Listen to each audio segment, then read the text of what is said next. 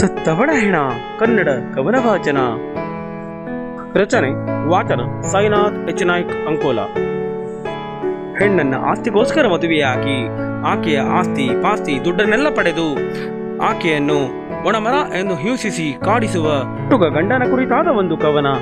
ಹೆಣ್ಣು ಸಂಸಾರದ ಕಣ್ಣು ಎಂಬುದನ್ನು ಮರೆತು ಲಾಭಕ್ಕಿಲ್ಲದ ಈ ಹೆಣ್ಣು ತನ್ನ ಜೀವನಕ್ಕೊಂದು ಹುಣ್ಣು ಎಂಬಂತೆ ಕಂಡ ಕಟುಕ ಗಂಡನೊಬ್ಬನ ಕವನ. ನಮಸ್ಕಾರ, ನನ್ನ ಕವನದ ಮನೆ ಯೂಟ್ಯೂಬ್ ಚಾನಲ್ಗೆ ಸ್ವಾಗತ. ನಾನು ಸಾಯಿನಾಥ್ ನಾಯ್ಕ್. ನಾನೇ ಬರೆದಿರುವ ಸ್ವರಚಿತ ಕವನಗಳನ್ನು ನನ್ನದೇ ಆದ ಈ ಕವನದ ಮನೆ ಎಂಬ ಯೂಟ್ಯೂಬ್ ಚಾನಲ್ನ ಕಾವ್ಯ ವೇದಿಕೆಯಲ್ಲಿ ವಾಚನ ಮಾಡುತ್ತಿರುವೆ. ಇಷ್ಟಪಟ್ಟವರು ಲೈಕ್ ಮಾಡಿ, ಶೇರ್ ಮಾಡಿ ಮತ್ತು ನನ್ನ ಈ ಕವನದ ಮನೆ ಯೂಟ್ಯೂಬ್ ಚಾನಲ್ಗೆ ಸಬ್ಸ್ಕ್ರೈಬ್ ಮಾಡಿ ನನ್ನ ಕವನದ ಮನೆಯನ್ನು ಪ್ರೋತ್ಸಾಹಿಸಿ ಸ್ನೇಹಿತರೆ. ಇಂದಿನ ನನ್ನ ಕವನದ ಮನೆಯ ವಿಷಯ ವಸ್ತು ಸತ್ತವಳ ಹೆಣ. ಸತ್ತವಳ ಹೆಣ ಈ ನನ್ನ ಕವನ ವಾಚನ ಇಷ್ಟಪಟ್ಟವರು ಲೈಕ್ ಮಾಡಿ, ಶೇರ್ ಮಾಡಿ ಮತ್ತು ನನ್ನ ಈ ಕವನದ ಮನೆ ಯೂಟ್ಯೂಬ್ ಚಾನಲ್ಗೆ ಸಬ್ಸ್ಕ್ರೈಬ್ ಮಾಡಿ ಸ್ನೇಹಿತರೆ. ಅಂದು ಆಕಾಶದಲ್ಲಿ ಖರಿಛಾಯೆ, ಅಂದು ಆಕಾಶದಲ್ಲಿ ಖರಿಛಾಯೆ, ಸತ್ತ ಸುಮಂಗಲಿಯ ಅರಿಶಿನ ಸ್ನಾನಕ್ಕೆ ಮಾಡುತ್ತಿದ್ದರು ತಯಾರೆ. ಅಂದು ಆಕಾಶದಲ್ಲಿ ಖರಿಛಾಯೆ, ಸತ್ತ ಸುಮಂಗಲಿಯ ಅರಿಶಿನ ಸ್ನಾನಕ್ಕೆ ಮಾಡುತ್ತಿದ್ದರು ತಯಾರೆ. ಬೇಕಾದವರು ಆತ್ಮೀಯರೆಲ್ಲ ಅಲ್ಲಿ ಬಂದು ಸೇರಿರಲು, ಬೇಕಾದವರು ಆತ್ಮೀಯರು ಎಲ್ಲರೂ ಅಲ್ಲಿ ಬಂದು ಸೇರಿರಲು, ಕರೆಯಬೇಕಾದವರನ್ನೆಲ್ಲ ಕರೆದು ಈಗಾಗಲೇ ಮುಗಿಸಿರಲು. ಬೇಕಾದವರು ಆತ್ಮೀಯರನ್ನೆಲ್ಲ ಬಂದು ಅಲ್ಲಿ ಸೇರಿರಲು, ಕರೆಯಬೇಕಾದವರನ್ನೆಲ್ಲ ಕರೆದು ಮುಗಿಸಿರಲು. ಕೆಲವರ ಕಣ್ಣಂಚಿನಲ್ಲಿ ನೀರು ಬರುತ್ತಿತ್ತು, ಕೆಲವರ ಕಣ್ಣಂಚಿನಲ್ಲಿ ನೀರು ಬರುತ್ತಿತ್ತು. ಇನ್ನು ಕೆಲವರ ಬಾಯಲ್ಲಿ ಸತ್ತವಳ ಗುಣಗಾನ ನಡೆಯುತ್ತಿತ್ತು. ಕೆಲವರ ಕಣ್ಣಂಚಿನಲ್ಲಿ ನೀರು ಬರುತ್ತಿತ್ತು, ಇನ್ನು ಕೆಲವರ ಬಾಯಲ್ಲಿ ಸತ್ತವಳ ಗುಣಗಾನ ನಡೆಯುತ್ತಿತ್ತು. ಇದ್ದಾಗ ಮುಖ ಮುರಿದು ನಾಲ್ಕು ಮಾತಾಡದವರು, ಇದ್ದಾಗ ಮುಖ ಮುರಿದು ನಾಲ್ಕು ಮಾತಾಡದವರು. ಆಕೆ ಸತ್ತಾಗ ಬಂದಿದ್ದರು ಹೆಣ ನೋಡಿ ಕೊಂಕು ನುಡಿಯಲು.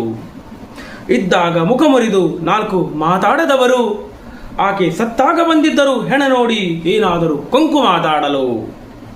ಬದುಕಿದ್ದಾಗ ಮಕ್ಕಳು ಮನೆ ಎಂದು ಕಚ್ಚಿಕೊಂಡು ಬದುಕಿದ ಜೀವವದು, ಬದುಕಿದ್ದಾಗ ಮಕ್ಕಳು ಮನೆ ಎಂದು ಕಚ್ಚಿಕೊಂಡೇ ಬದುಕಿದ ಜೀವ ಅದು. ಹೆಂಡತಿಯನ್ನು ಮೃಗದಂತೆ ನಡೆಸಿಕೊಂಡರು ಯಾರು ಕೇಳದಾದರು, ಹೆಂಡತಿಯನ್ನು ಗಂಡ ಮೃಗದಂತೆ ನಡೆಸಿಕೊಂಡರು ಯಾರು ಕೇಳದಾದರು. ಈಕೆ ಅಂದವಿಲ್ಲದಿದ್ದರು, ಈಕೆ ಆಸ್ತಿಗಾಗಿ ಮದುವೆಯಾಗಿದ್ದ ಈ ಮಹಾರಾಯನು. ಈಕೆ ಅಂದವತಿಯಲ್ಲದಿದ್ದರು, ಈಕೆ ಆಸ್ತಿಗಾಗಿ ಮದುವೆಯಾಗಿದ್ದ ಈ ಮಹಾರಾಯನು. ಹಾಗೆ ಆಸ್ತಿ ಪಾಸ್ತಿಯಲ್ಲ ಹೆಂಡತಿಯಿಂದ ತನಗೆ ಬರಲು, ಹಾಗೆ ಆಸ್ತಿ ಪಾಸ್ತಿಯಲ್ಲ ಹೆಂಡತಿಯಿಂದ ತನಗೆ ಬರಲು. ಅಲ್ಲಿಯ ತನಕ ಹೆಂಡತಿ ಎಂದರೆ ದೇವತೆಯಿಂದ ತಾ ಕಾಣಲು. ಹಾಗೆ ಆಸ್ತಿ ಪಾಸ್ತಿಯಲ್ಲ ಹೆಂಡತಿಯಿಂದ ತನಗೆ ಬರಲು, ಅಲ್ಲಿಯ ತನಕ ತನ್ನ ಹೆಂಡತಿ ಎಂದರೆ ತನ್ನ ದೇವತೆಯಿಂದೇ ಕಾಣಲು. ಆಸ್ತಿ ತನ್ನ ಹೆಸರಿಗೆ ಬರುತ್ತಿದ್ದಂತೆ ತನ್ನ ಬಾಲ ಬಿಚ್ಚಿದ ಈ ಗಂಡ ಮಹಾರಾಯ, ಆಸ್ತಿ ತನ್ನ ಹೆಸರಿಗೆ ಬರುತ್ತಿದ್ದಂತೆ ತನ್ನ ಬಾಲ ಬಿಚ್ಚಿದ ಈ ಗಂಡ. ಒಂದೊಂದೇ ಮನದಲ್ಲಿದ್ದ ಹುಳುಕುಗಳನ್ನು ಹೊರತೆಗೆದು ಹೇಳುತ್ತಿದ್ದ ನೀ ಭೂಮಿಗೆ ದಂಡ. ಆಸ್ತಿ ತನ್ನ ಹೆಸರಿಗೆ ಬರುತ್ತಿದ್ದಂತೆ ತನ್ನ ಬಾಲ ಬಿಚ್ಚಿದ ಗಂಡ, ಒಂದೊಂದೇ ಮನದಲ್ಲಿದ್ದ ಹುಳುಕುಗಳನ್ನು ಹೊರತೆಗೆದು ಹೇಳುತ್ತಿದ್ದ ನೀ ಭೂಮಿಗೆ ಎಣ್ಣೆ, ನೀ ಭೂಮಿಗೆ ದಂಡ.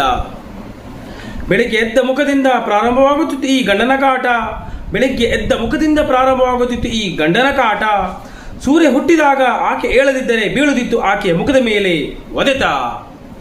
ಬೆಳಿಗ್ಗೆ ಎದ್ದ ಮುಖದಿಂದ ಪ್ರಾರಂಭವಾಗುತ್ತಿತ್ತು ಈ ಗಂಡನ ಕಾಟ. ಸೂರ್ಯ ಹುಟ್ಟಿದಾಗ ಆಕೆ ಏಳದಿದ್ದರೆ ಬೀಳುತ್ತಿತ್ತು ಆಕೆಯ ಮುಖದ ಮೇಲೆ ಒದೆತ. ಆಕೆ ಕಿರುಚಾಡಿ ಏಳುತ್ತಿದ್ದಳಾದರೂ ಆಕೆಯ ಗೋಳು ಕೇಳೋರ್ಯಾರು ಅಲ್ಲಿರಲಿಲ್ಲ. ಆಕೆ ಚೀರಾಡಿ ಏಳುತ್ತಿದ್ದಳಾದರೂ ಆಕೆಯ ಗೋಳು ಕೇಳುವವರಾರು ಅಲ್ಲಿರಲಿಲ್ಲ. ಏಕೆಂದರೆ ಯಾರಾದರೂ ಕೇಳಿದರೆ ತನ್ನ ಹೆಂಡತಿ ತಾನೇನಾದರೂ ಮಾಡುವೆ ಇವ ಎನ್ನುವನಲ್ಲ. ಏಕೆಂದರೆ ಯಾರಾದರೂ ಇವನ ಕೇಳಿದರೆ ತನ್ನ ಹೆಂಡತಿ ತಾನೇನಾದರೂ ಮಾಡುವೆ ಎಂದು ಎನ್ನುವನಲ್ಲ. ಅವನ ಪಾಲಿಗೆ ಆ ಹೆಣ್ಣು ಬರೀ ಏನೂ ಲಾಭವಿಲ್ಲದ ಒಣ ಮರದಂತೆ ಕಂಡಳು. ಅವನ ಕಣ್ಣಿಗೆ ಆ ಬಡ ಹೆಣ್ಣು ಏನೂ ಲಾಭವಿಲ್ಲದ ಒಣ ಮರದಂತೆ ಕಂಡಳು. ಅಪ್ಪ ಅಮ್ಮ ಇರುವ ತನಕ ತಮ್ಮ ಮಗಳ ಪರವಾಗಿ ಹೋರಾಡಿದರು ಆಕೆ ಒದ್ದಾಟ ನೋಡಲಾಗದೆ. ಆಕೆ ಅಪ್ಪ ಅಮ್ಮ ಇರುವ ತನಕ ತಮ್ಮ ಮಗಳ ಪರವಾಗಿ ಹೋರಾಡಿದರು ಆಕೆಯ ಒದ್ದಾಟ ನೋಡಲಾಗದೆ. ಬರುತ್ತಾ ಆಕೆಯ ತವರು ಮನೆಯ ಸಂಬಂಧವನ್ನು ಕಡಿದ ಸುಮನಿರಲಾಗದೆ. ಬರುತ್ತಾ ಆಕೆಯ ತವರು ಮನೆಯ ಸಂಬಂಧವನ್ನು ಕಡಿದ ಸುಮ್ಮನಿರಲಾಗದೆ.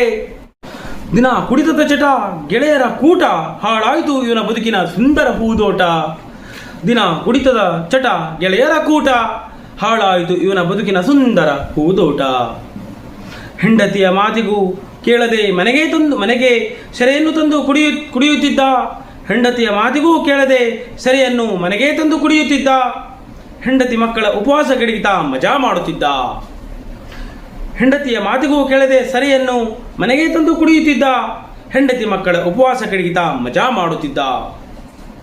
ಈ ಗಂಡನ ಕಾಟ ತಡೆಯಲಾಗದೆ ಅನಾರೋಗ್ಯದಿಂದ ಆಕೆ ನರಳುತ್ತಿದ್ದಳು. ಈ ಗಂಡನ ಕಾಟ ತಡೆಯಲಾಗದೆ ಅನಾರೋಗ್ಯದಿಂದ ಆಕೆ ನರಳುತ್ತಿದ್ದಳು. ಆಕೆ ಉಪಚಾರಕ್ಕೂ ದುಡ್ಡಿಲ್ಲದೆ ಆಕೆ ಆಸ್ತಿಯನ್ನು ಕರಗಿಸಿ ಇವ ದುಡ್ಡು ತಿಂದಿರಲು.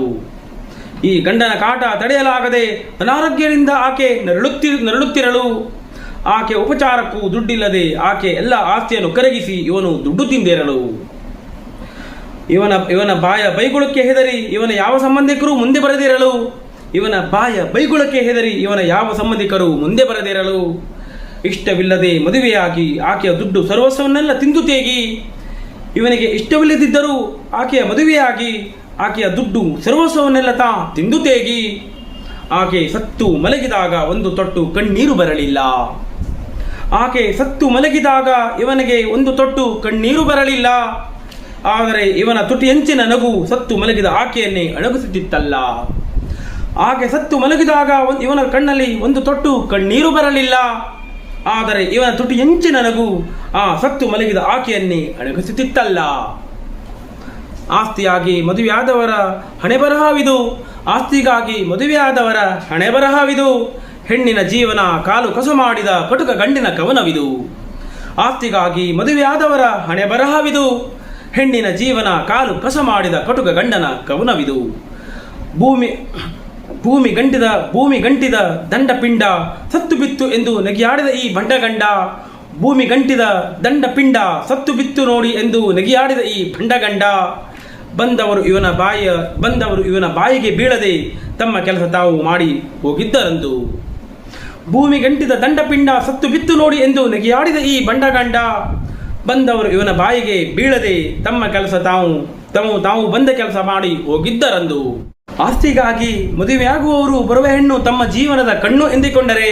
ಆಸ್ತಿಗಾಗಿ ಮದುವೆಯಾಗುವವರು ಬರುವ ಹೆಣ್ಣು ತಮ್ಮ ಜೀವನದ ಕಣ್ಣು ಎಂದುಕೊಂಡರೆ. ಸತ್ತವಳ ಹೆಣ ಕೇಳುತ್ತಿತ್ತು ಸಮಾಜಕ್ಕೆ. ಸತ್ತವಳ ಹೆಣ ಕೇಳುತ್ತಿತ್ತು ಸಮಾಜಕ್ಕೆ. ತನ್ನ ದುಡ್ಡು ಚಿನ್ನವನ್ನೆಲ್ಲ ಪಡೆದು ಅಕ್ಕಿಸಿ. ತನ್ನ ದುಡ್ಡು ಚಿನ್ನವನ್ನೆಲ್ಲ ಪಡೆದು ಅಕ್ಕಿಸಿ ಮಜಾ ಉಡಾಯಿಸಿದ ಈ ಗಂಡ. ಸತ್ತವಳ ಹೆಣ ಕೇಳುತ್ತಿತ್ತು ಸಮಾಜಕ್ಕೆ. ತನ್ನ ದುಡ್ಡು ಚಿನ್ನವನ್ನೆಲ್ಲ ಪಡೆದು ಅಕ್ಕಿಸಿ ಮಜಾ ಉಡಾಯಿಸಿದ ಈ ಗಂಡ. ಅಬಲ ಹೆಣ್ಣಿನ ಜೀವನಕ್ಕೆ ಭದ್ರತೆ ಇಲ್ಲವೇ? ಹೆಣ್ಣಿನ ಜೀವನವೇ ದಂಡ. ಬದುಕಿದ್ದಾಗ ರೊಟ್ಟಿ ಮಾಡಿ ಅಡುಗೆ ಮಾಡುವವಳು. ಬದುಕಿದ್ದಾಗ ರೊಟ್ಟಿ ಮಾಡಿ ಅಡುಗೆ ಮಾಡುವವಳು. ಸದಾ ಮನೆಯಲ್ಲೇ ಗಂಡ ಮಕ್ಕಳ ಚಾಕರಿ ಮಾಡುವವಳು. ಬದುಕಿದ್ದಾಗ ರೊಟ್ಟಿ ಮಾಡಿ ಅಡುಗೆ ಮಾಡುವವಳು. ಸದಾ ಮನೆಯಲ್ಲೇ ಗಂಡ ಮಕ್ಕಳ ಚಾಕರಿ ಮಾಡುವವಳು. ಹೆಣ್ಣು ದೇವತೆಯಾಗಬಲ್ಲಲು ತನ್ನ ಕುಟುಂಬದ ರಕ್ಷಣೆಗಾಗಿ ಮರೆಯದಿರಿ. ಹೆಣ್ಣು ದೇವತೆಯಾಗಬಲ್ಲಲು ತನ್ನ ಕುಟುಂಬದ ರಕ್ಷಣೆಗಾಗಿ ಮರೆಯದಿರಿ. ಆಕೆಯ ಬದುಕಿಗೆ ಸಂಸಾರವೇ ಎಲ್ಲವೂ ನೆನಪಿಡಿ. ಹೆಣ್ಣು ದೇವತೆಯಾಗಬಲ್ಲಲು ತನ್ನ ಕುಟುಂಬದ ರಕ್ಷಣೆಗೆ ಮರೆಯದಿರಿ. ಆಕೆ ಬದುಕಿಗೆ ಸಂಸಾರವೇ ಎಲ್ಲ ಎಂಬುದು ನೆನಪಿಡಿ. ಸತ್ತವಳ ಹೆಣ. ಈ ನನ್ನ ಕವನ ವಾಚನ ಇಷ್ಟಪಟ್ಟವರು ಲೈಕ್ ಮಾಡಿ, ಶೇರ್ ಮಾಡಿ ಮತ್ತು ನನ್ನ ಕವನದ ಮನೆ ಯೂಟ್ಯೂಬ್ ಚಾನಲ್ಗೆ ಸಬ್ಸ್ಕ್ರೈಬ್ ಮಾಡಿ ಸ್ನೇಹಿತರೆ. ಕವನ ಮನೆಯನ್ನು ಪ್ರೋತ್ಸಾಹಿಸಿ. ನಮಸ್ಕಾರ, ವಂದನೆಗಳು. ಕವನದ ಮನೆ.